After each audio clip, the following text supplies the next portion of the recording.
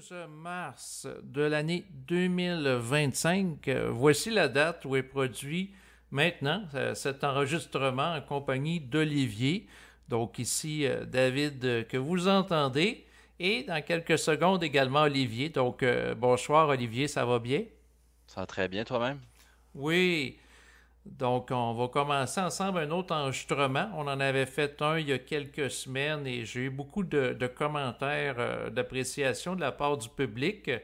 Il y avait des personnes qui avaient envie d'en entendre d'autres par rapport à toi.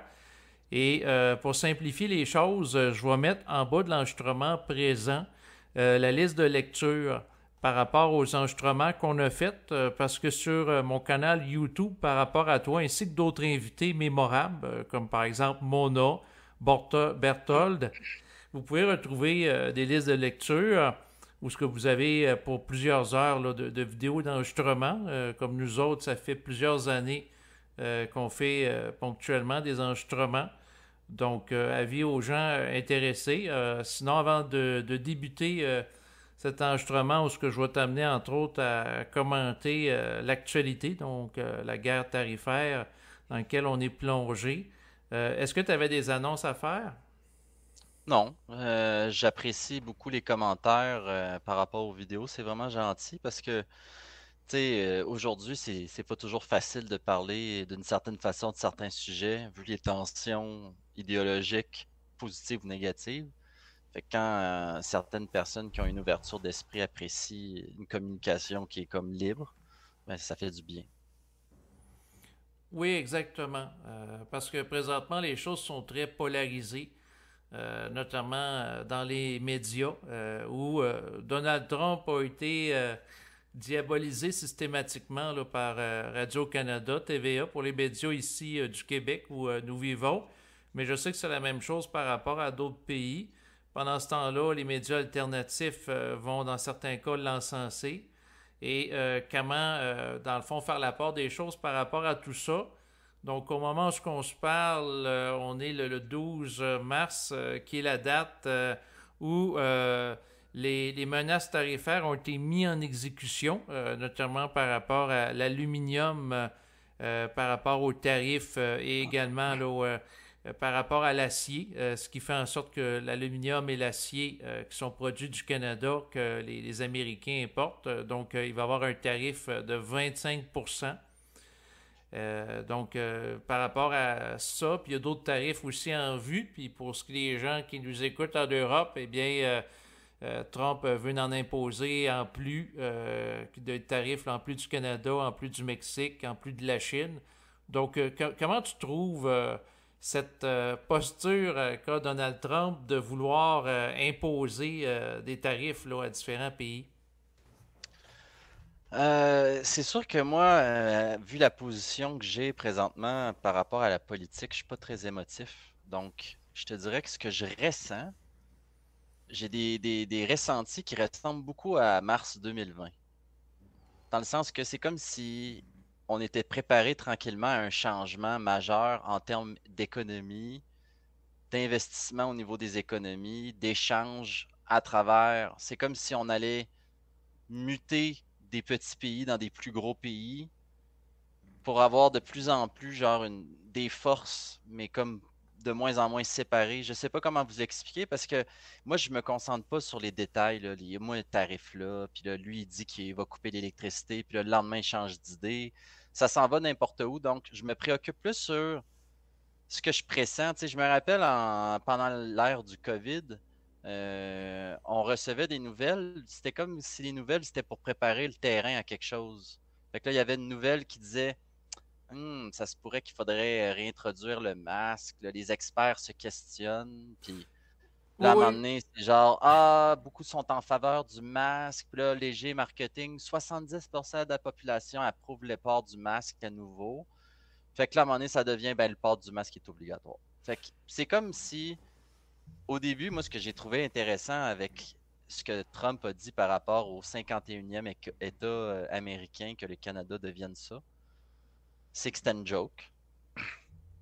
Après ça, c'est devenu une joke plate. Après ça, c'est devenu sérieux. Après ça, les politiciens canadiens ont commencé à se mettre dans une position où est-ce que Canada First, puis ils ont commencé à comme créer une position d'opposition avec Trump. Fait que Mm.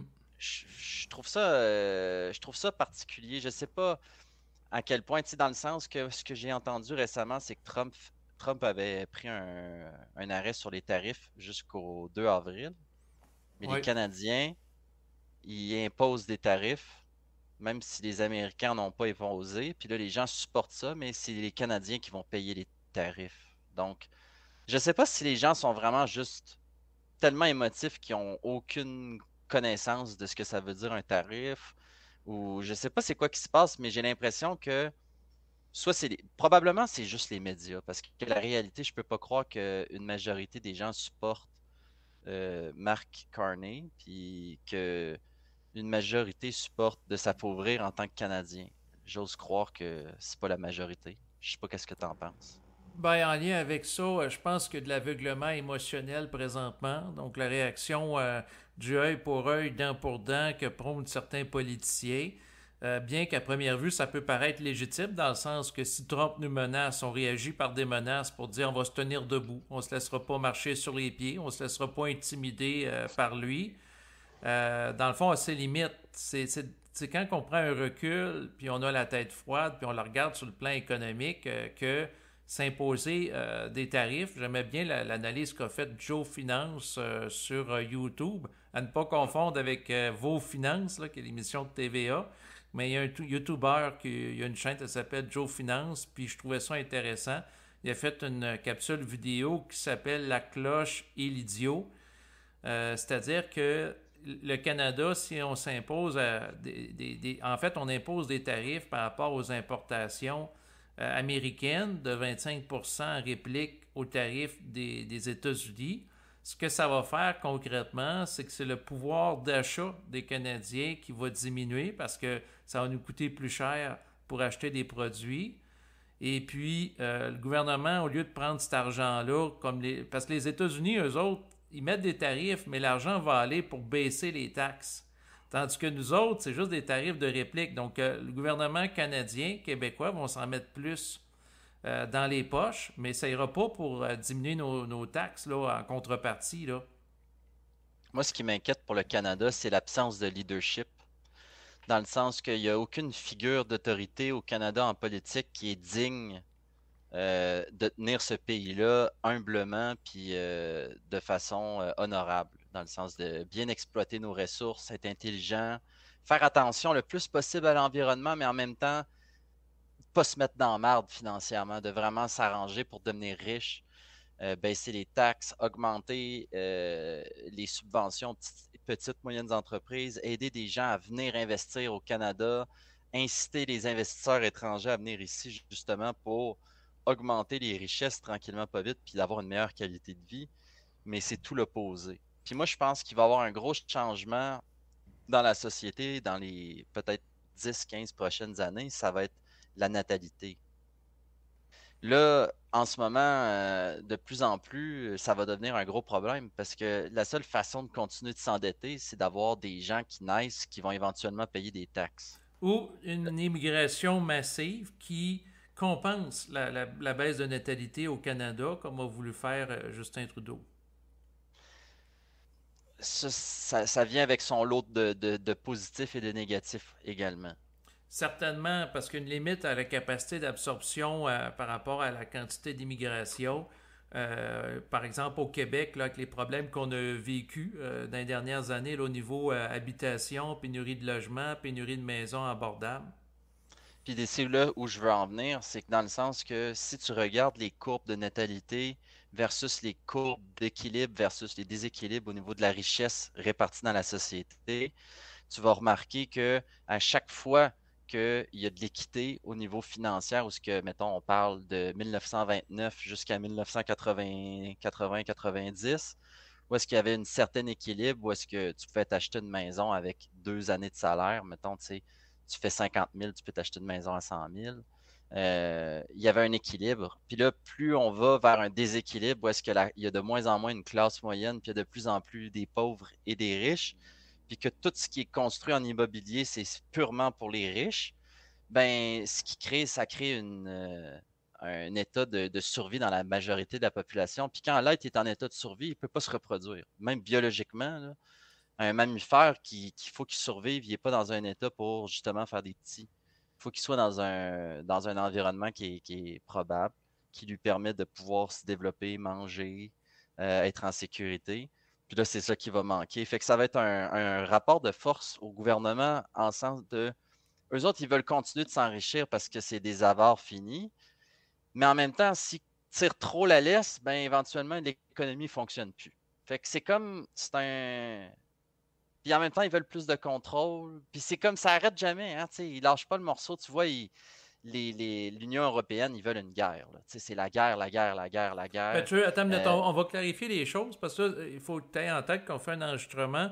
Puis ça peut être important de contextualiser les choses. Tu parles-tu du fait qu'il y a des pays comme la France qui veulent la guerre en Ukraine? On dirait que il y a des pays qui veulent la guerre, dont certains pays dans l'Union européenne. Puis ils ont même parlé qu'ils voulaient investir 850 milliards dans de l'armement. Ben oui, ben ils veulent soutenir l'Ukraine, dans le fond, parce qu'ils n'en veulent pas nécessairement une résolution de paix à l'américaine. Fait que tu as des pays comme entre autres la France, qui, avec Emmanuel Macron, qui n'excluait pas d'envoyer des soldats, puis l'autre, Justin Trudeau, il allait dans le même sens. C'est dangereux. Ben, c'est jouer avec le feu. Mais heureusement que Poutine et Trump sont un petit peu plus voyants du futur que les marionnettes du Forum économique mondial.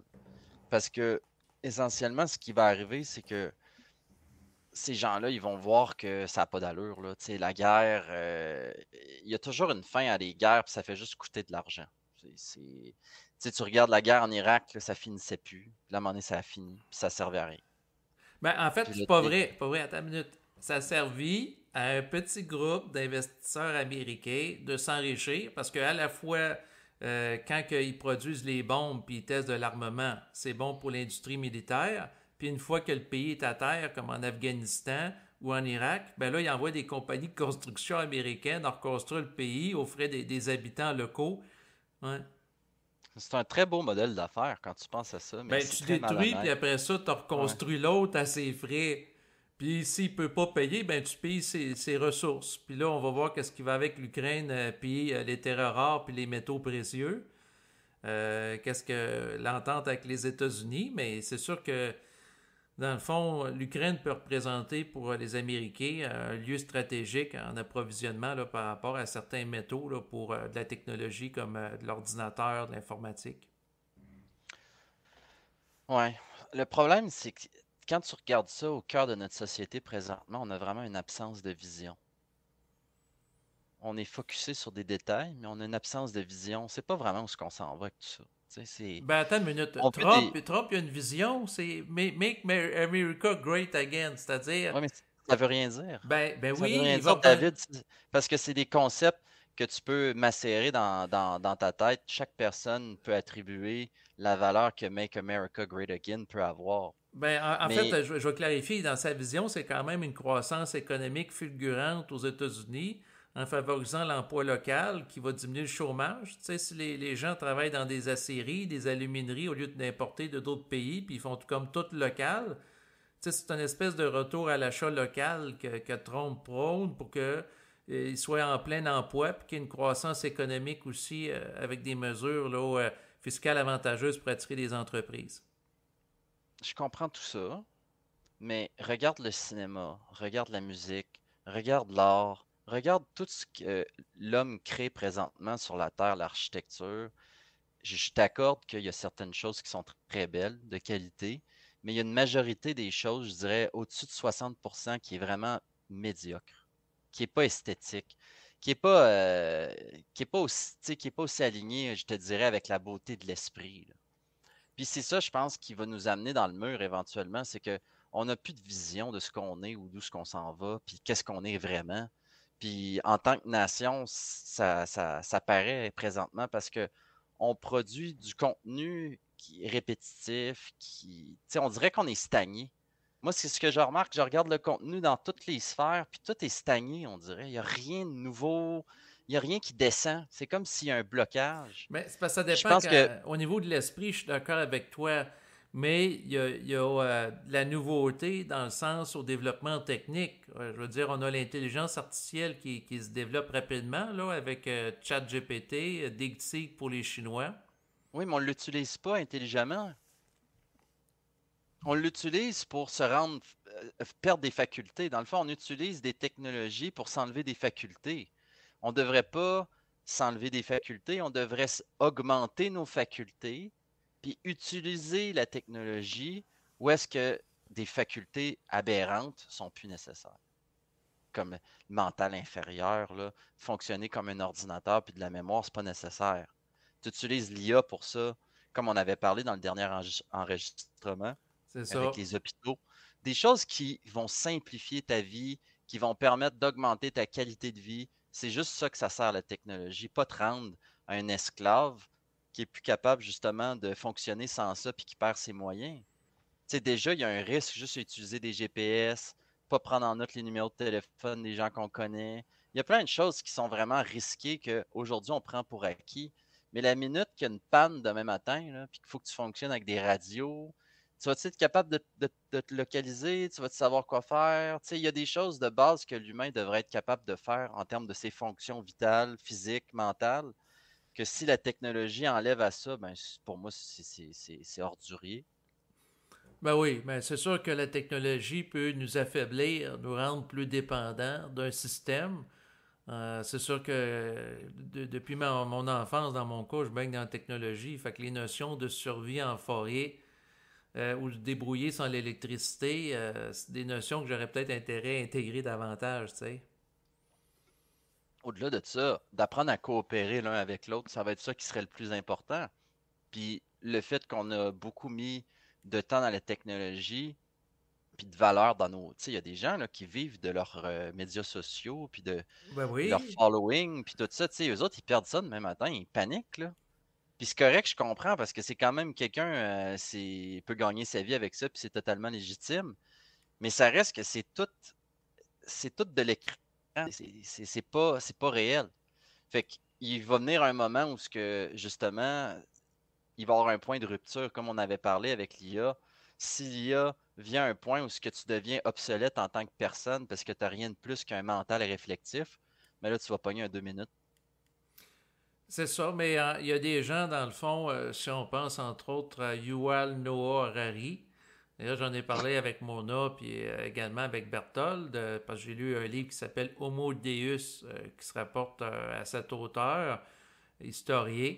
Lui, ce qu'il expliquait, c'est que l'être humain va devenir progressivement obsolète par rapport à l'intelligence artificielle. Lui, c'est un matérialiste. Fait que pour lui, un être humain, c'est un algorithme biologique, tandis qu'une intelligence artificielle, c'est un algorithme informatique et que éventuellement la machine va surpasser l'être humain, puis on va se ramasser avec des masses inutiles, parce que les gens, dans le fond, seront plus utiles au niveau du travail, parce que le travail va être remplacé de plus en plus par des robots, des automates, intelligence artificielle. Donc, il va y avoir une masse de chômeurs, puis simultanément, ben, les gens seront plus utiles aussi à des fins militaires parce que les guerres vont être menées là, par des robots, des drones et des armes automatisées. Donc, pour ce qui est de l'élite, l'être humain n'aura plus la même valeur dans les prochaines années à mesure que l'intelligence artificielle va prendre le pas en étant de plus en plus perfectionnée. La différence entre une intelligence artificielle et un être humain, là, c'est que l'intelligence artificielle, elle fonctionne sur un champ physique, électrique, électromagnétique. Nous autres, on fonctionne sur un champ de l'énergie cosmique, l'énergie atomique, l'énergie fondamentale. Mhm. Fait qu'on a toujours une utilité qui va usurper l'IA. C'est juste que les gens, ils savent rien de ce qu'ils sont. Fait que c'est évident qu'ils sont inquiets. Ben, d'une Puis un homme perspective, comme c'est cet ça. homme-là qui est très mental, logique, mathématique, c'est une évidence qu'il en est venu à ces conclusions-là. Pour moi, c'est pas étonnant. Mais en même temps, comprendre d'abord le mécanisme de la pensée humaine, ça va t'amener plus loin que de développer des concepts de pensée humaine qui créent des concepts autour de choses comme l'IA, puis l'être humain. L'être humain, il est ci, puis l'être humain, il est ça. Tu peux croire ce que tu veux, mais la seule raison pourquoi tu es capable de penser des conneries, c'est parce qu'il y a un courant électrique qui circule dans ton système nerveux, puis ça fonctionne outre ta volonté. Fait que la minute que tu comprends ça, ben, ça permet de t'aider justement à voir qu'il y a peut-être quelque chose de plus intelligent que toi qui fonctionne malgré toi-même. Puis peut-être que ça serait intelligent d'apprendre à écouter ça à la place. Des fois, il y a plus d'informations là-dedans. Oui, c'est sûr que je rejoins ta perspective. Pour moi, Yuval Noah Harari, parce que je lis ses œuvres, là, il a fait plusieurs livres, je le trouve très intéressant parce que il y a une vision quand même assez claire par rapport à la tangente qu'on prend là, à l'égard de l'intelligence artificielle. On a appris il y a quelques semaines que les États-Unis investissaient au-dessus de 500 milliards de dollars pour le développement de l'intelligence artificielle. Lui, c'est un des penseurs qui aborde ce sujet-là. Mais ce que je déplore dans toute son approche, bien que présentement l'intelligence artificielle avec les bons cafés, c'est en train de se concrétiser, c'est que c'est un matérialiste réductionniste. Pour lui, l'esprit, Dieu, la conscience, en tant Mais, c- mais t'as qu'immatériel, ça raison, mais c'est n'existe pas pas. important. Tu sais, c'est pas important Dieu, l'esprit puis la conscience. Dans le fond, là, tu fonctionnes à partir de ta perception. OK? Lui, il a une perception physique. C'est normal, son expérience, ça doit être purement physique.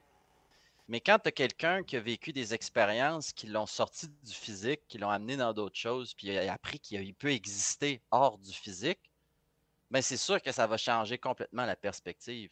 D'ailleurs, il y a des études qui sont faites sur des cerveaux de gens qui ont vécu des expériences de mort imminente, des expériences de transe, des expériences méditatives, qui ont vraiment transformé leur vie, qui ont pu dire ça, c'est un avant puis un après.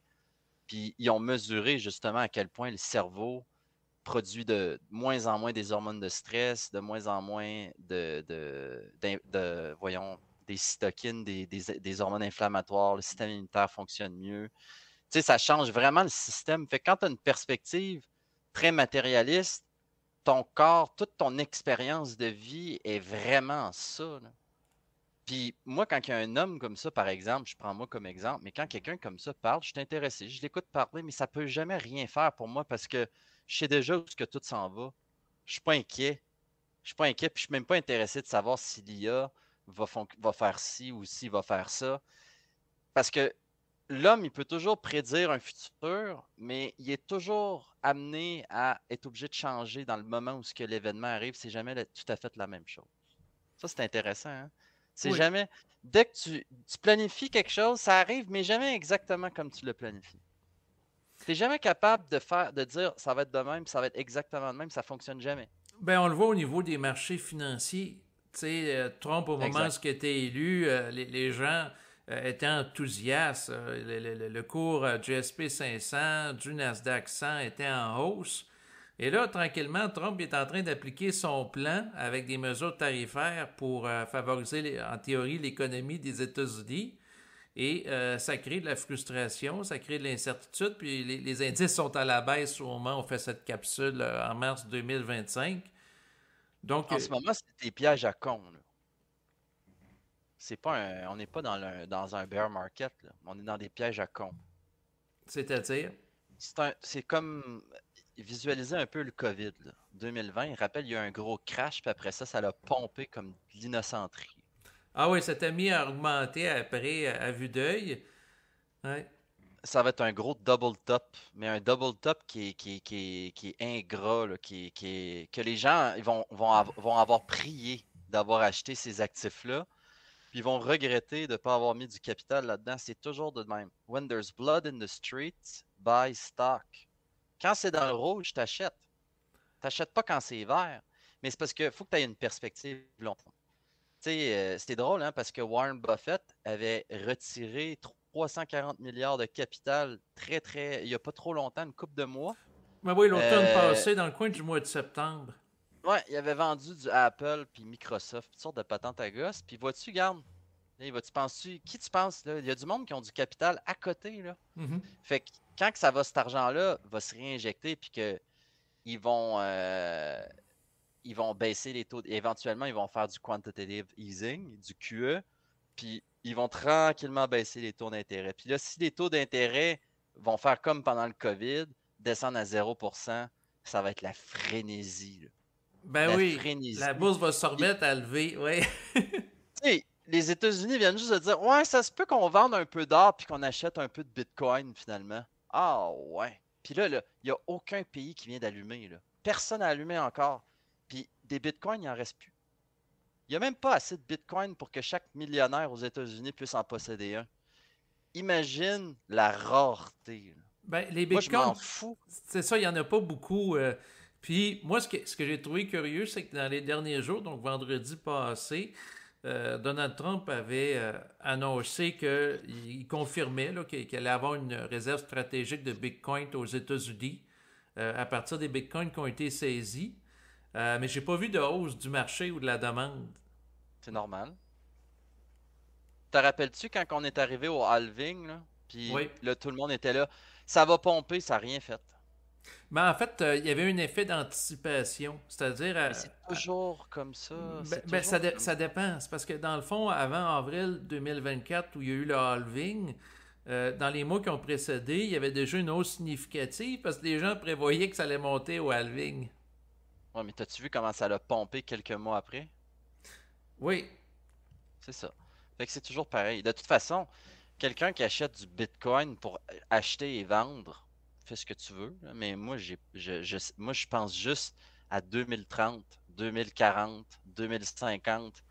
J'en ai rien à foutre, moi, des mouvements journaliers, là. Tu sais, moi, quand je vois une correction puis ça descend à 113 000 Canadiens, j'en achète. Les gens, ils Hmm. paniquent. Il est marqué, l'indice du marché est dans la peur. Tu sais, 12 ou 13. Là, je suis bof. 12, 13. C'est pas assez en rabais. Je vais attendre encore un peu. Je vais en acheter d'autres.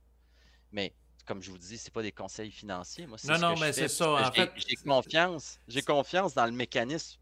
Je me suis dit, d'après moi, il va y avoir de l'électricité d'ici jusqu'en 2040, 2050.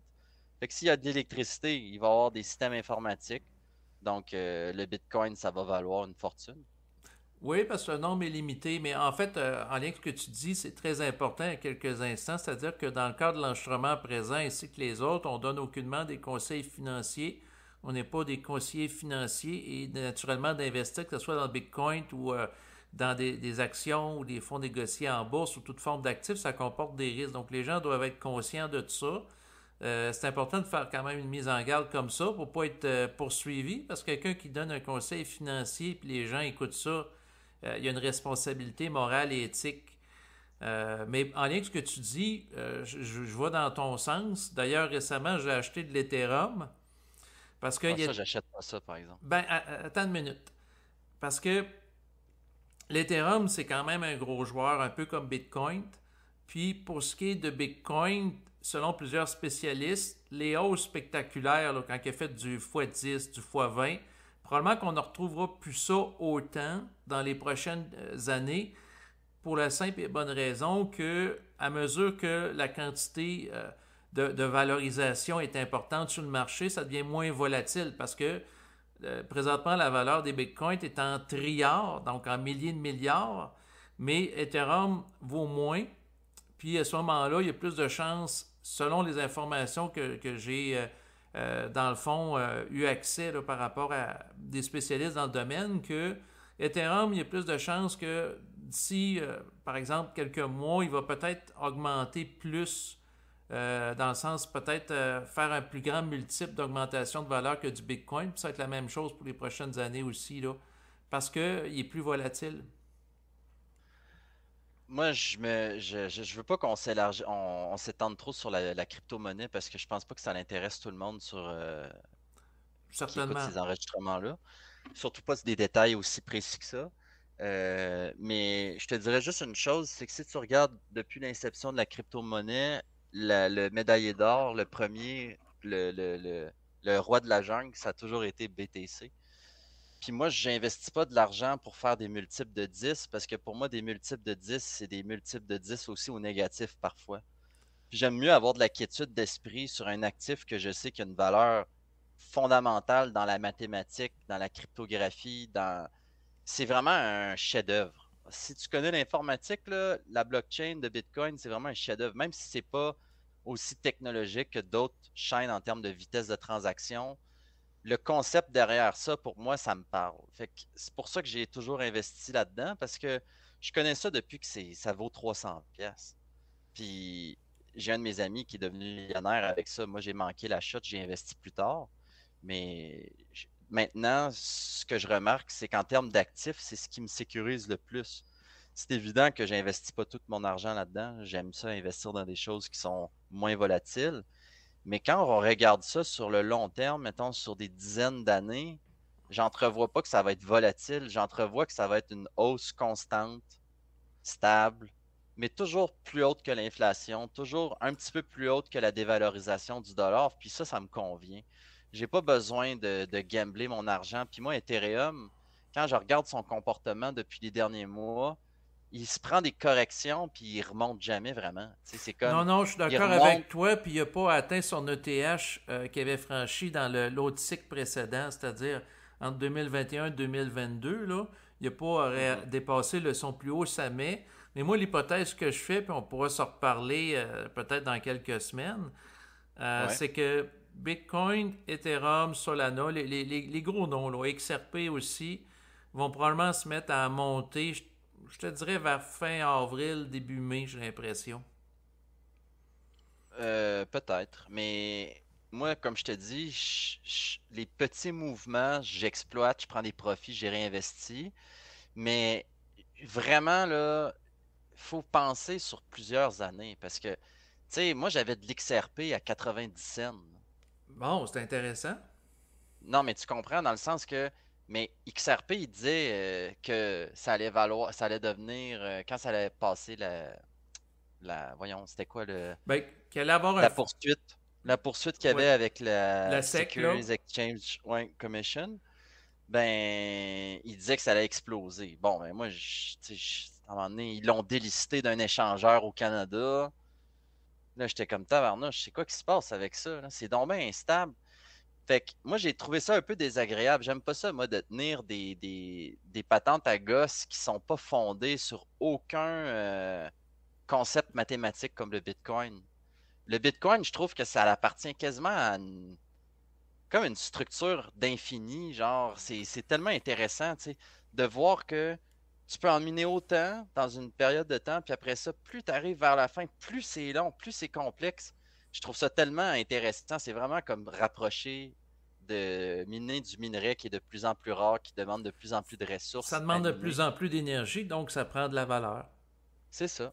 Oui, ben, le Puis, concept du Bitcoin, ça me rejoint beaucoup. Moi, ce que je fais, puis tu n'es pas obligé d'aller dans le même sens que moi, c'est que par rapport au cycle présent, j'émets l'hypothèse que le bull run, au plus tard, va être terminé vers octobre 2025. Puis probablement qu'il va y avoir une jambe haussière dans les prochaines semaines. Puis moi, je vais probablement me départir de beaucoup de crypto-actifs que j'ai pris. J'en ai pris à peu près une dizaine, là, comme du Solana, NIR Protocol. Mais je vais essayer de les liquider à un montant plus élevé que je les ai payés, là, naturellement. Mais ouais. ultimement, je vais soit garder le Bitcoin, tout dépendant quelle valeur qu'il va avoir. Dans le sens que quand j'ai acheté du Bitcoin, dans le fond, au mois d'octobre, en fait, mois de novembre, décembre, il valait à peu près 80 000 US. Fait que c'est sûr que si je vois, mettons, qu'il est disons qu'il monte à 150 000, peut-être que je vais en liquider dans l'optique que dans le plus bas du bear market, marché baissier, probablement que vers 2026-2027, il va peut-être tomber en bas de 80 000. Fait que là, je ferai un profit. Ou s'il est élevé, je vais peut-être le conserver. Tu sais, si il passe à 80 000, à 90 000 ou 95 000, je vais peut-être le garder. Là, tu sais, je vais voir. C'est pour ça que c'est vraiment important d'avoir une stratégie. Moi, Oui. comme je te dis, ma stratégie, c'est long terme. Fait que moi, les petits mouvements comme ça, tu sais, puis l'affaire aussi, c'est, tu sais, on se connaît, ça fait quand même longtemps. Oui. Moi, j'ai pas besoin de grand-chose. Je vis d'une vie, d'une simplicité. Tu sais, je peux aller dans la nature pendant un après-midi de temps, pas faire grand-chose, puis me sentir comme un millionnaire qui est sur un yacht à Dubaï, là. J'ai le même état intérieur, fait que j'ai pas besoin d'être riche. J'ai pas besoin Moi, ce que je suis intéressé, c'est d'avoir une sécurité financière à long terme. Fait que c'est sûr, prendre des profits, les réinvestir, pas de trouble. Mais moi, j'aime mieux continuellement investir. Peu importe le prix, tranquillement, pas vite, toujours en bâtir, bâtir, bâtir, Oui, bâtir, oui, parce que ben, je te rejoins un peu en partie. Pour ce qui est des cryptos, j'ai vraiment cette vision-là. Mais pour ce qui est, par exemple, le Nasdaq 100, SP 500, sur du long terme, je suis confiant. Si je regarde au niveau statistique, prenons par exemple le SP 500, au cours peut-être des 50 dernières décennies, tu as au moins une moyenne de 10% et plus de rendement là, à chaque année. ouais, c'est ça, ça bat l'inflation, puis C'est ça. Tu sais, là, que présentement, le marché est baissier, mais moi, je suis confiant. Ça, c'est mes convictions personnelles que les Américains sont prêts à tout pour faire croître leur économie, quitte à générer des guerres, à utiliser la CIA pour créer des conflits entre d'autres pays, puis les armées pour faire de l'argent, à faire des entrevues renforcées, voire les torturer à Guantanamo, à Cuba. À mon avis, les Américains sont prêts à tout pour de l'argent. Ils sont vraiment motivés. Fait que sur cette conviction-là, j'ai l'impression qu'ils vont tout faire pour la croissance économique, que ça soit éthique ou pas. c'est pas l'argent, c'est le pouvoir. Oui, Parce mais que on l'argent est, mène au pouvoir. ouais, mais c'est parce qu'on n'est plus dans c'est parce que nous, on parle de ça comme simple mortel là, qui travaille pour une paye ou qui ont une compagnie puis ils reçoivent de l'argent d'un particulier. Eux, ils ont vraiment une relation réelle avec l'argent, là. L'argent, c'est une valeur d'énergie d'échange. Ils transmettent quelque chose, ils créent un service, ils utilisent leur énergie vitale, leur connaissance, leur savoir-faire en échange pour une devise pour pouvoir acheter quelque chose. Mais les gouvernements, même les gouvernements, puis tu surmontes plus haut que les gouvernements, des banques d'investissement qui empruntent de l'argent, qui impriment de rien avec 0% d'intérêt pour gambler à 45-50% de levier sur des cochonneries. Mhm. On joue pas la même game. On n'est pas dans le même cours, là. Fait que, tu sais, eux, là, de l'argent, ils l'impriment comme ils veulent, ça change quoi? Ben, c'est sûr que ça dépend comment on le voit, là. Mais c'est sûr que quand tu regardes qu'est-ce qui se passe, que ce soit le Canada ou les États-Unis, en fait, depuis le début des années 1970, l'argent n'est plus appuyé sur la valeur de l'or. L'argent de cours légal, puis l'endettement massif exponentiel, ça a commencé dans les années 1970 en Mais elle s'appuyant. peut pas, elle aurait jamais pu continuer à être backée par de l'or parce qu'il n'y a pas assez d'or pour la croissance économique nécessaire. C'est ça, ça amène une croissance exponentielle, mais qui repose sur de l'endettement aussi exponentiel. Ah, mais ça n'existe pas. Ça n'existe pas. C'est pas du vrai endettement. C'est comme un jeu. OK? Il y a des gens qui sont. C'est un Monopoly, OK?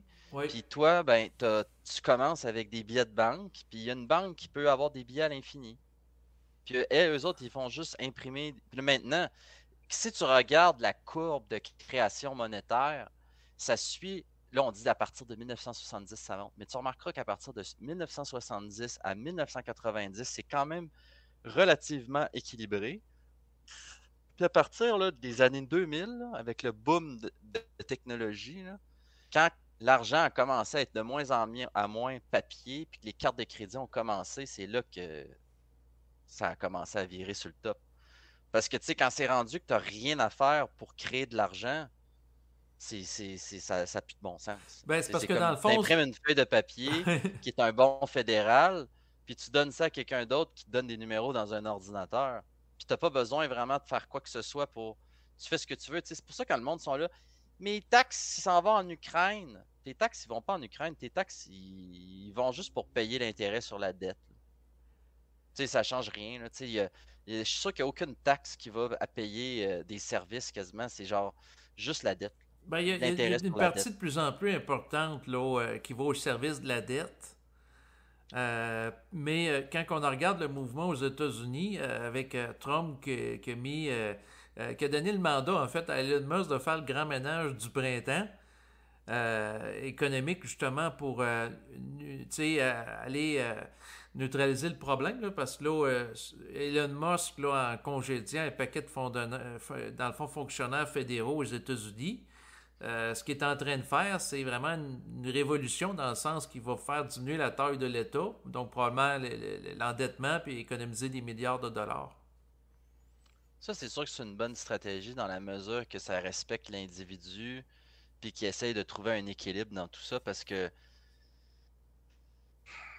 Elon Musk, je trouve que il y a des tendances un petit peu vers le manque d'empathie. Mais tu sais, je pourrais me tromper, mais j'ai pas l'impression que c'est un homme qui a beaucoup d'empathie ou de Non, sensibilité pour l'être, non. tu sais. Moi, je le vois comme quelqu'un de très cérébral dans sa tête, fasciné par les machines, la technologie, que ce soit SpaceX, l'intelligence artificielle, les transports automatisés. Ouais. Fait que je le vois un petit peu dans une forme de repli autistique de la réalité émotionnelle humaine. Donc, je serais pas surpris de l'entendre dire un peu comme Yuval Noah Harari qui considère l'être humain comme étant un algorithme biologique. Tu remarqueras hein, que tous ces gens-là, là, si tu pousses un peu leur idéologie, c'est très eugéniste.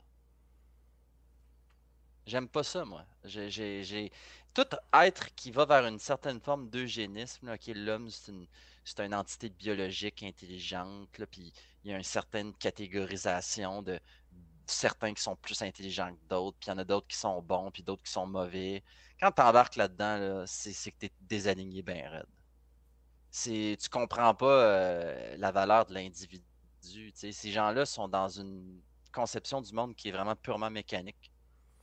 Il n'y a Oh, pas de vie. non, Ils c'est voient pas la ça. vie. Mais quand je regarde ça quand même par rapport au scénario qui se déroule aux États-Unis, certes, il y a des milliers, en fait, une grande quantité de fonctionnaires qui sont présentement mis à porte, mais simultanément, compte tenu des tarifs qui sont imposés, notamment par rapport à l'aluminium, l'acier, ben c'est comme si ces gens-là vont être redirigés pour faire de la production locale par rapport à l'aluminium puis l'acier. Fait que c'est comme tu enlèves des gens dans le réseau public, tu les rediriges vers le privé, puis à ce moment-là, ils réduisent la taille de l'État, l'endettement, puis ces gens-là, s'ils ont des emplois qui sont bien payés dans le domaine de la production industrielle, ben, ils vont payer des impôts. Fait que là, les États-Unis vont s'enrichir puis ils vont avoir moins de dettes.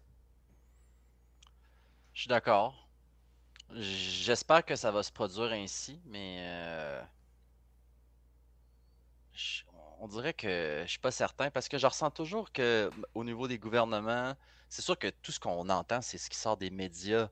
Moi, j'ai X, fait qu'il y a des gens qui voient ce qui se passe, puis ils traduisent l'information, puis on a des vidéos de ce qui se passe, mais on n'est pas relax. Là. Tu sais, l'être humain, présentement, il est pas relax. Là. Il aime ça, des conflits, puis la tension, Ben, c'est puis... bon pour les codes d'écoute. Je discutais récemment avec quelqu'un en lui disant que j'ai plus besoin d'écouter de films d'action ou de téléromans. J'ai juste à ouvrir le bulletin de nouvelles. Puis récemment, on a vu Doug Ford, qui est le premier ministre de l'Ontario, qui a imposé des tarifs de 25% sur l'électricité qui est exportée aux États-Unis. Suite à cette nouvelle, Donald Trump a répliqué en disant qu'elle allait mettre des tarifs de 50% sur l'acier et l'aluminium. Puis là, Doug Ford a réagi, il a eu peur.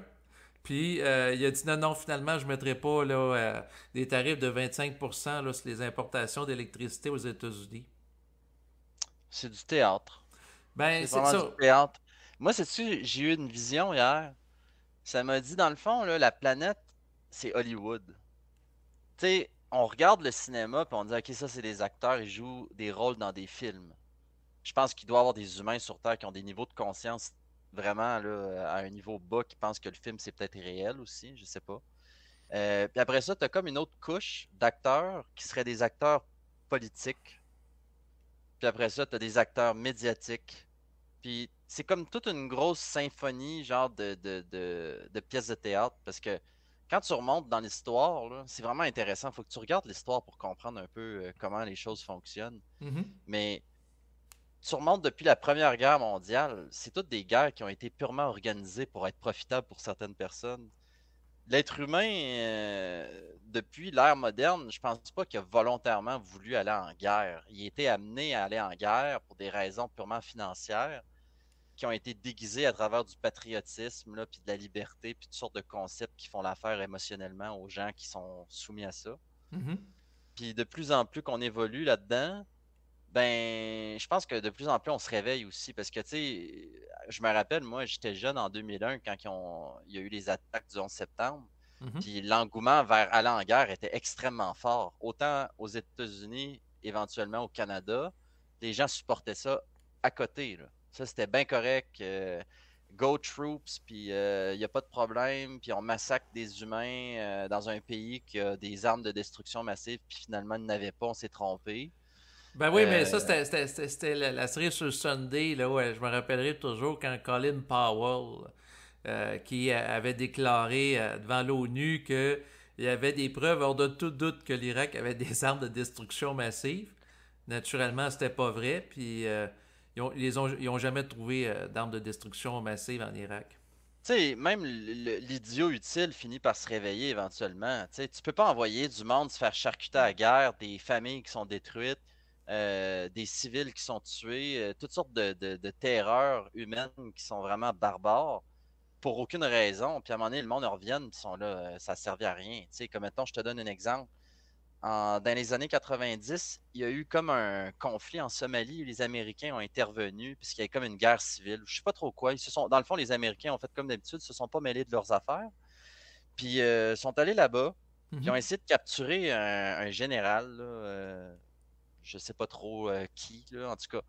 Puis ils ont été en conflit, là, puis ils ont fait quelques opérations, puis à un moment donné, ils sont restés dans l'opération qui était typique. Ils ont fait un film là-dessus, ça s'appelle Black Hawk Down. Puis dans cette opération-là, ils ont perdu 2 hélicoptères qui valent des fortunes. Ils ont perdu beaucoup, beaucoup de soldats. Puis quelques jours après, ils sont partis de la Somalie, puis ont laissé faire tout ça, puis c'était fini. Là, toi, Mhm. là, mettons, tu t'es battu là pendant 24 heures, t'as failli te laisser ta vie, ou t'es revenu blessé, ou t'as été amputé ou quelque chose, ou t'as perdu des chums de gars, là. Puis tu retournes chez vous pour te dire ça servait à rien, ça. Hey man, ça travaille dans ta tête après, là. C'est genre, t'as peu, là. On a tué des centaines de personnes. On a des amis à nous autres qui sont morts, des pères, des frères, des Mhm. sœurs, n'importe quoi. Je sais pas s'il y avait autant de femmes dans ce temps-là qu'aujourd'hui. Mais ça n'a pas de sens. c'est, même les Canadiens, je connais des gars qui sont dans les forces canadiennes, puis quand ils sont allés en Afghanistan, ils ont fait ouais, on était là pour rien. Puis du monde qui sont allés en Irak, de plus en plus ont réalisé que quand ils regardent la guerre, puis que les talibans ils ont repris l'Afghanistan, puis que là, récemment, la Syrie, c'est dans un désordre aussi. Tu sais, c'est comme, on a-tu passé 21 ans, là, puis on est mort, plein de monde sont morts pour ça? OK. Fait Non, que là, non, ça mais donne moins envie après de faire, ouais, on recommence encore, là. non, ben, Ouais. à part si la personne est endoctrinée là, sur le plan idéologique puis nourrie de patriotisme, mais Il y en a de moins en moins, ça, ben, pour aller tuer du monde, là. en théorie, il y en a de moins en moins. Mais moi, c'est sûr que je suis dans la perspective d'André Moreau que tout sacrifice est vain et à un moment donné, il faut sacrifier le sacrifice. Mais les gens, il y a une partie de la population qui sont imprégnés d'un héritage judéo-chrétien, où la notion de sacrifier pour le salut de l'humanité ou pour la grandeur du peuple est là.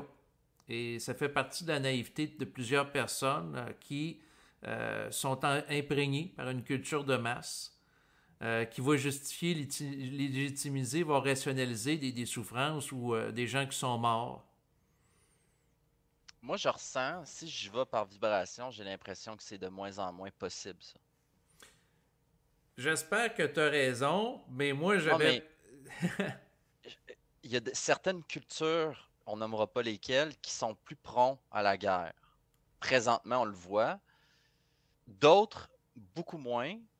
Puis, je pense pas que les Américains ils ont un engouement de partir en guerre présentement. Je pense que les autres sont brûlés, là.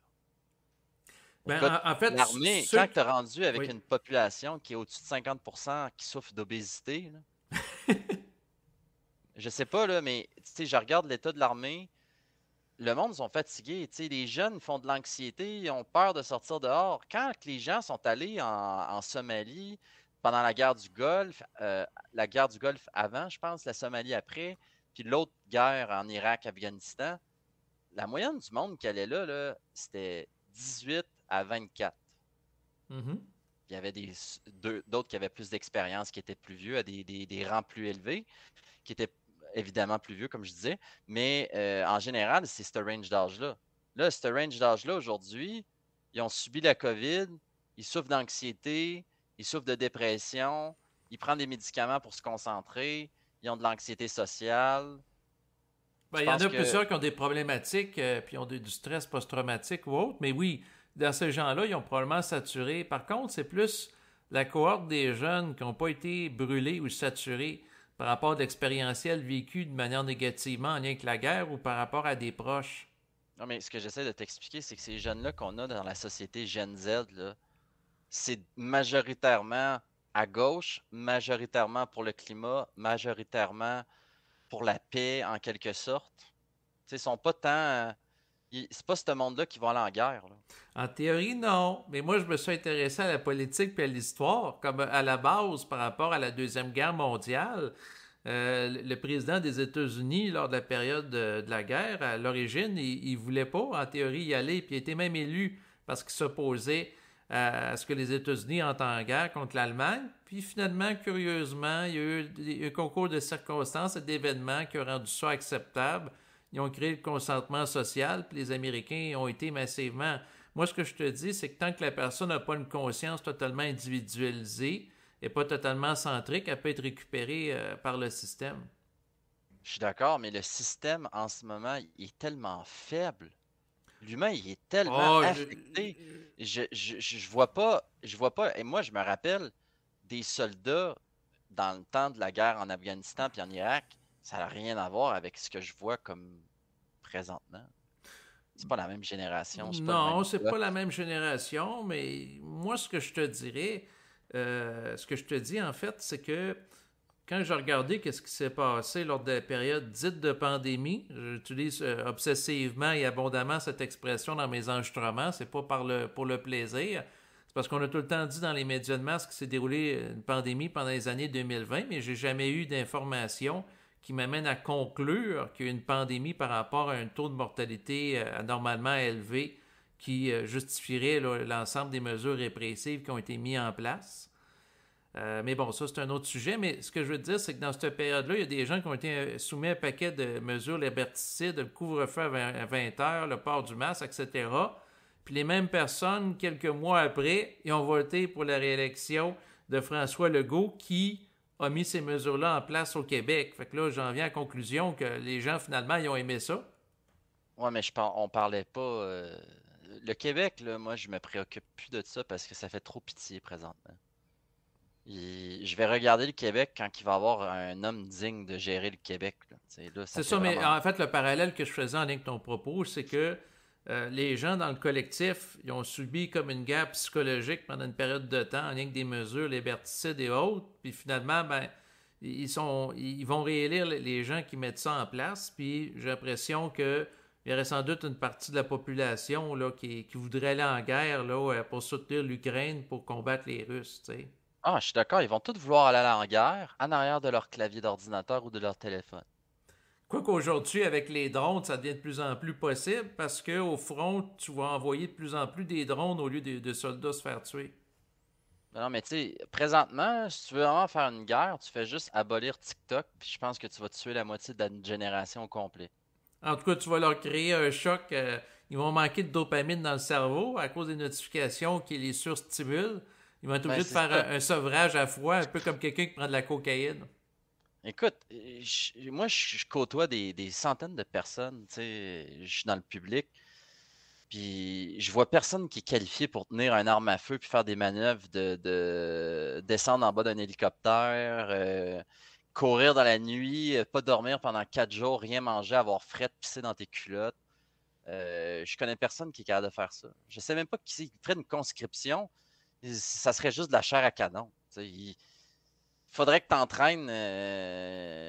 Faudrait vraiment qu'il y ait un revampement de la société pour vraiment inciter à une guerre. Faudrait qu'il y ait comme un retour en force de masculinité toxique, quasiment, genre de ah là, on est des hommes, puis on va à la guerre, puis c'est bon d'aller à la guerre, puis tout. Puis là, on n'est pas là-dedans pendant tout. On est Non, non. là, les hommes, ils veulent devenir des femmes. Tu sais, on n'est pas là, là.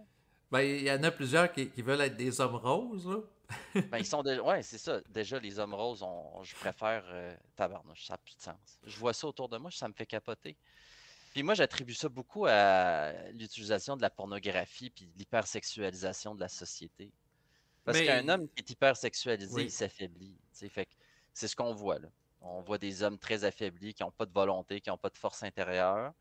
Ils n'ont pas de contrôle sur leur organe reproducteur. Fait que là, ils dépensent des milliers de dollars sur de la pornographie, puis ils essayent d'écrire à des filles, puis ils essayent de dater des filles, puis ils s'achètent des affaires pour impressionner des filles, puis il n'y a rien qui fonctionne.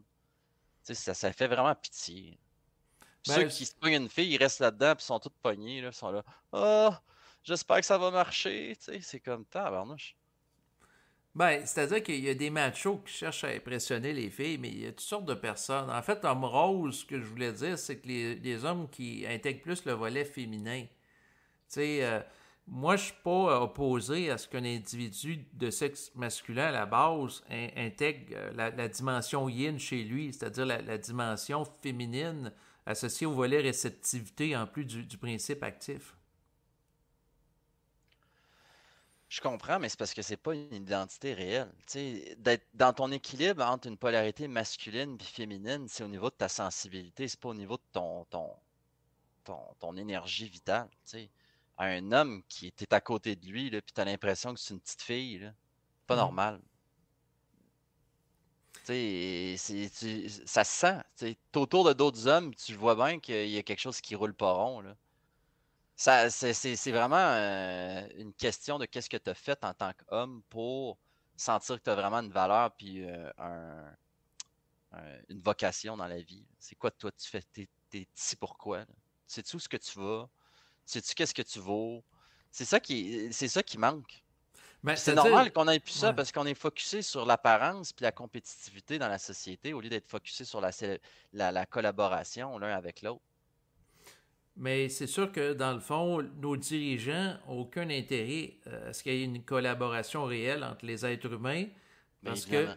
c'est divisé pour régner. Même chose pour les gens dans le domaine de la publicité ou dans le marketing ou de la vente parce que si les gens collaborent entre eux, ils n'auront pas besoin d'acheter autant de produits ou de services pour compenser les manques affectifs ou se rééquilibrer par rapport à des conflits vécus. Dans le sens que si les gens sont remplis de problèmes anxieux puis ils consomment compulsivement sur Internet des vidéos ou peu importe, ben, tout le système est comme voulu d'une certaine façon à ce que tous les gens soient divisés puis consomment au maximum. Ben oui, puis c'est bien correct. Moi, je m'en fous du système. De toute façon, euh, comme je te disais tantôt, faut que l'être humain ait vécu une expérience transcendante pour être capable de voir au-delà du système puis de rentrer éventuellement dans son identité réelle. Fait que tant aussi longtemps que t'es pas rendu là, ben continue de courir dans ta roue d'hamster, tu sais. Mais moi, j'en vois plein qui courent dans la roue d'hamster, mais qui sont des bons êtres humains. Mhm. Puis je suis capable de m'entendre avec n'importe qui. Tu sais, j'ai jamais de problème avec personne. Mais c'est sûr que moi, je cours pas dans cette roue-là, tu sais, parce que je peux plus. Mhm. Je prends pas ça au sérieux, tu sais. C'est que moi, j'aille de la richesse ou que je n'aille pas, je suis libre. Ça me dérange pas, moi. Je m'arrange pour vivre une vie matérielle la plus équilibrée possible, la plus structurée. Mais en même temps, tu sais, moi, je vois les gens autour de nous, puis j'ai l'impression qu'ils sont très insécures. C'est vraiment ça, fondamentalement, le problème, c'est l'insécurité. L'homme, il sait pas où ce qui s'en va dans la vie. Tu sais. Oh, il y a toujours un doute, là, tu sais, on est habité par le doute, là. Puis je pense que le doute, il est là à cause qu'on n'expérimente pas suffisamment.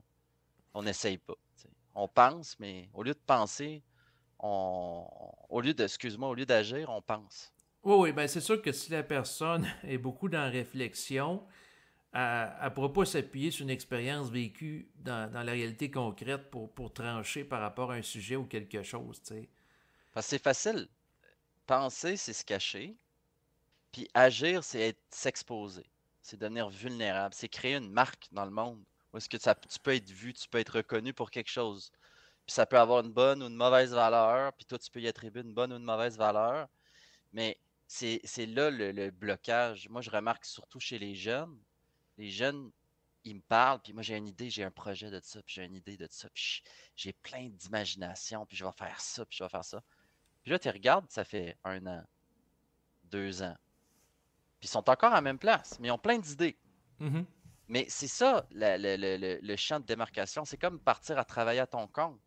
C'était peurant au début, mais à un moment donné, quand tu commences à vraiment savoir la valeur que tu as, puis qu'est-ce que tu peux apporter pour les autres, ben, tu commences à pouvoir bien gagner ta vie, puis vivre une vie qui est équilibrée, puis sentir que tu as une utilité, puis il y a quelque chose qui se fait, mais je pense que tant et si longtemps que on n'a pas un purpose en tant qu'individu, ben on va compenser avec une société de consommation puis de divertissement.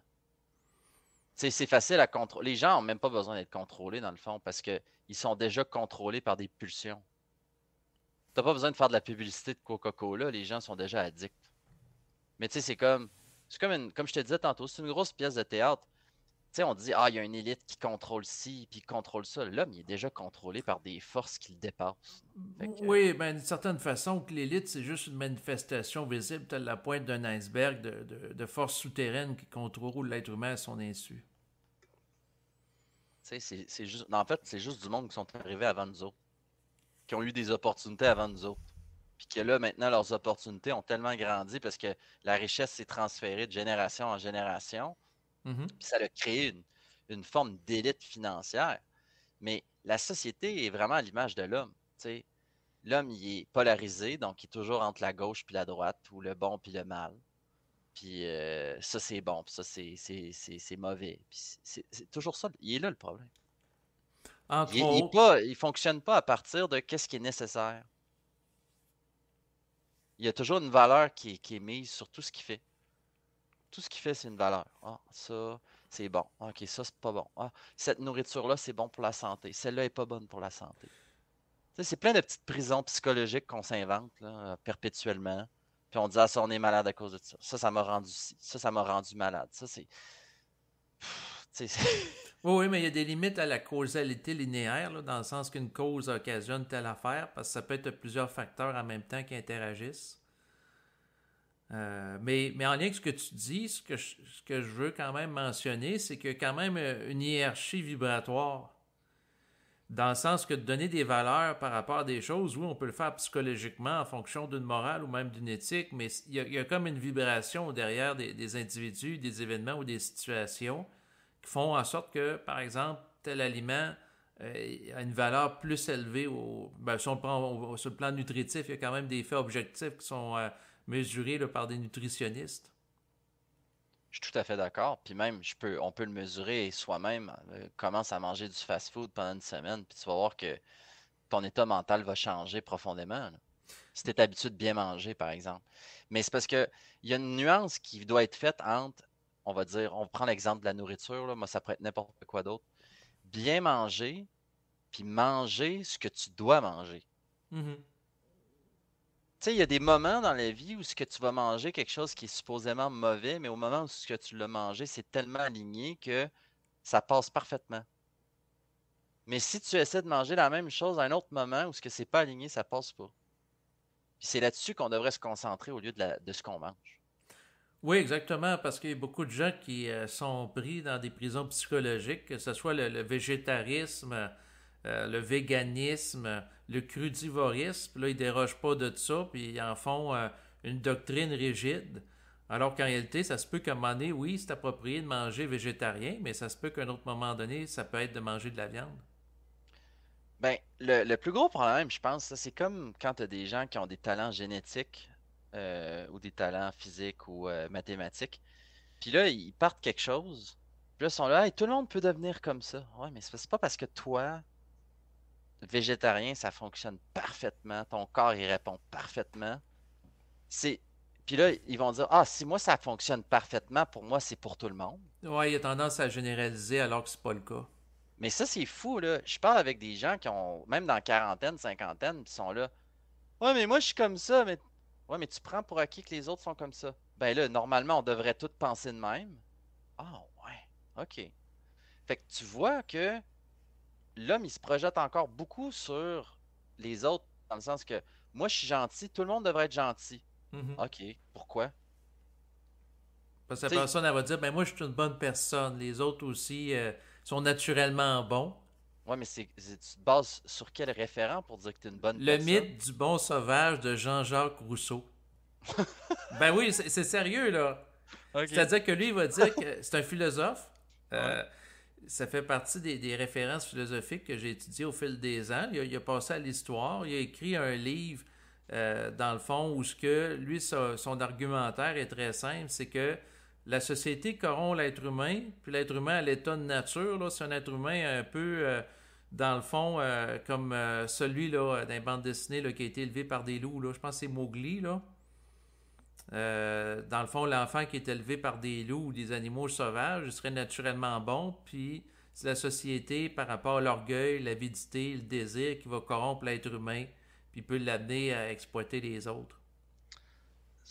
On prend pas en considération le plan causal dans tout ça, dans le sens que la société est à l'image de l'individu. L'individu, il a eu à se battre avec le bien et le mal à l'intérieur de lui-même depuis la nuit des temps. Mhm. Il y a des religions qui ont été construites là-dessus, des commandements, des ça c'est correct, ça c'est pas correct, fais ça, Dieu va t'aimer, fais ça, Dieu ne t'aimera pas. On fonctionne avec des concepts, c'est ça le problème. Oui, C'est pas toutes ces formes-là qui ont été amenées par l'être humain à travers le temps, c'était pour pointer quelque chose qui est indescriptible. Mais cette chose-là qui est indescriptible, c'est pas dehors, c'est à l'intérieur de toi, c'est à même la conscience atomique de ta cellule. Fait que c'est un processus qui euh, est hors de notre contrôle. Que quelqu'un soit à un certain niveau de conscience ou à un autre niveau de conscience, c'est complètement hors de son contrôle. Il n'y a pas un être humain qui se lève le matin et qu'il s'arrange pour que ça aille mal. Tout le monde fonctionne à partir de son plein potentiel. mais Donc, chacun fait le bien de sa perspective. je C'est ça comprends, l'affaire. C'est comme mais Trump, il fait du bien de sa perspective, puis Doug Ford en voulant répliquer à Trump également. ouais, mais intérieurement, quand ils font quelque chose, ils savent très bien si c'est bon ou c'est pas bon. Puis ils peuvent faire du pas bon, puis du bon, peu importe, mais il y a un prix à payer. Mhm. Éventuellement, toute forme d'exagération dans le contrôle ou dans la domination vient à se faire autodétruire. C'est comme le template des forces du mal. On va t'octroyer des pouvoirs, puis après ça, on va te détruire. Ou les pouvoirs vont te détruire toi-même. Tu sais. C'est vraiment, on l'a vu à travers l'histoire, ça a toujours été comme ça. Donc, si c'est équilibré, ça va fleurir. Si c'est pas équilibré, ça va amener à destruction massive ou un Exactement. déséquilibre Puis on va massif. voir dans les prochains mois si l'économie américaine va fleurir avec tous les chambardements là, en train de Donald Trump avec la mise d'un paquet de tarifs dans son rapport avec d'autres pays. Tu sais, moi, je me dis toujours, l'humain, il a tellement besoin de plus de confort que moi, par exemple, qu'il va toujours s'arranger pour que la société reste confortable. Parce que même les ultra riches, là, ils aiment ça être sur Instagram, là, puis montrer leurs gros chars, puis leurs yachts. Ils sont pas intéressés. Il y a personne qui est intéressé à ce que la société, ça devienne l'apocalypse, là, puis Mais ça Mad dépend Max. dans des endroits localisés, comme par exemple l'exemple que je te donnais tantôt avec l'Irak. Tu vends les armes pour détruire l'Irak, puis ensuite tu donnes les contrats des compagnies américaines de reconstruction. Dans les deux cas, tu fais de l'argent à la fois pour détruire puis reconstruire, puis ça, c'est aux frais soit des contribuables américains ou des Irakiens qui vont être endettés en lien avec ça. Ouais, mais moi, pourquoi tu penses à la guerre? Je pense pas qu'on va retourner là-dedans. Là. Ben, en fait, on verra bien qu'est-ce qui va arriver. C'est sûr qu'en tant que tel, pour ce qui est de la situation avec l'Ukraine qui défraie la manchette présentement, j'ai l'impression que sincèrement, oui, Trump il veut mettre en place un processus de résolution de paix, mais bien entendu que ce soit à son avantage, puis qu'il y ait l'opportunité qu'il y ait une entente qui va lui permettre de s'approprier par rapport aux terres rares et à des métaux précieux en Ukraine. C'est ça. C'est toujours de la richesse. Puis la destruction d'infrastructures est purement stratégique maintenant sur la planète. J'ai remarqué que toutes les destructions qu'il y a eu d'infrastructures récemment, ça a toujours été pour des buts de reconstruction à profit. Fait que les zones qui vont être touchées, tu sais, ils vont pas aller à. Les Russes, tu penses-tu? Tu sais, quand ils parlent, ah, les Russes vont aller en Pologne, puis après ça, ils vont rentrer à Paris, et puis là, tu sais, de quoi tu parles? Merde. Ben, c'est parce qu'il y en a qui revivent le scénario, en fait, par rapport à la Deuxième Guerre mondiale, en faisant une projection que les Russes vont se comporter un peu comme les Allemands qui avaient envahi la Pologne et également là, la France. Ouais, mais tu c'est à croire que ces politiciens-là, ils s'informent dans leurs propres médias ou quoi, là? Ben, en fait, il y a la chambre d'écho qu'on appelle sur le plan médiatique, c'est-à-dire tu parles avec des gens qui pensent la même chose que toi, qui te reflètent ce que tu penses, puis là, ça te confirme. Fait que tu as comme un biais de confirmation, puis les gens répètent ce que tu dis, fait que la personne dit, ben ça doit être ça, et vu qu'ils disent ça, eux autres aussi. Hmm. Mais comme je te dis, moi je considère que c'est un film de Hollywood parce que la Russie, je vois pas comment la Russie elle serait intéressée d'envahir l'Europe. Pourquoi la Russie envahirait l'Europe? Il y a pas de raison. Ça fait pas de sens. Ils ont pas de ressources Ben, pour attends faire une minute. ça. Il y a quand même, si je me permets de faire l'avocat du diable, je pense pas nécessairement qu'ils vont envahir toute l'Europe, mais il y a quand même des lieux stratégiques, dont notamment par rapport à l'Ukraine, par rapport à des terres rares. Puis en même temps, ben, il y a une partie des Russes qui veulent retrouver la grandeur de l'ancienne URSS, c'est-à-dire que l'URSS englobait à l'origine l'Ukraine, puis d'autres pays. Fait que là, il y a des gens qui ont peut-être une forme de nostalgie par rapport au passé grandiose de la Russie qui, à travers l'URSS, donc un regroupement d'États communistes, avait sur sa mainmise par rapport à des ressources puis à plusieurs pays européens avant qu'ils deviennent indépendants. Ouais, mais moi, honnêtement, je suis tanné de la schizophrénie humaine, là, de défendre des frontières, puis d'essayer de contrôler des territoires quand que on est tous sur la même crise de boule là, qui se promène dans l'espace. Là. Je suis obligé de te dire, là, tu sais, j'aime ça parler de politique avec toi, c'est le fun, puis tout ça, j'en parle aussi avec mes parents. Là. Mhm. Mais au niveau où ce que je suis rendu dans ma perception des choses, pour moi, c'est vraiment comme la maternelle. J'ai l'impression de voir des enfants à la maternelle qui se chicanent. Je comprends pas, là. Moi, chez nous, j'ai une vie tranquille, tout va bien, puis tout le monde a des problèmes. Tout le monde a des problèmes autour de moi, c'est des problèmes, puis des problèmes avec ci, puis des problèmes avec ça. Puis les gouvernements ont un problème avec un autre gouvernement. Puis lui, le gars du gouvernement de gauche, il a un problème avec le gouvernement de droite. Puis tout le monde a des problèmes. Moi, je fonctionne plus avec des problèmes. Non, mais Moi, j'ai juste des. je comprends. En fait, je suis pas Je, ouais, je sais que toi non plus, c'est probablement, ça, je mais. cherche pas les problèmes, je cherche pas le trouble, puis moi je trouve que c'est des enfantillages.